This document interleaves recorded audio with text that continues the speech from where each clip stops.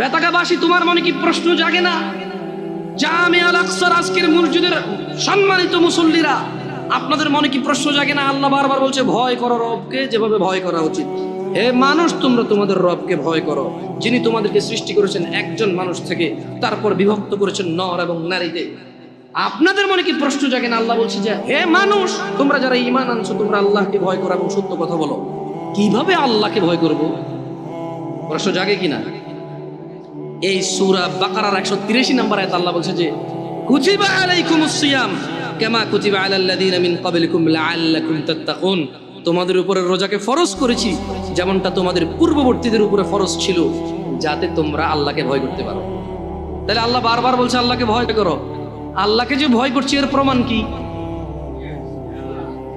এটা অনেকগুলো আমালের মাধ্যমে প্রমাণ করতে হবে যে আমরা আল্লাহকে ভয় করি, কিন্তু খুবই ইম্পর্টেন্ট যেটা আল্লাহ সুবহানাহু ওয়া তাআলা উল্লেখ করেছে, একেবারে সরাসরি কথা বলেছে যে কামা কুতিবা আলাইকুমুস সিয়াম লাআল্লাকুম তাত্তাকুন, তোমাদের উপরেও রোজাকে ফরজ করা হয়েছে যাতে তোমরা আল্লাহকে ভয় করতে শিখো।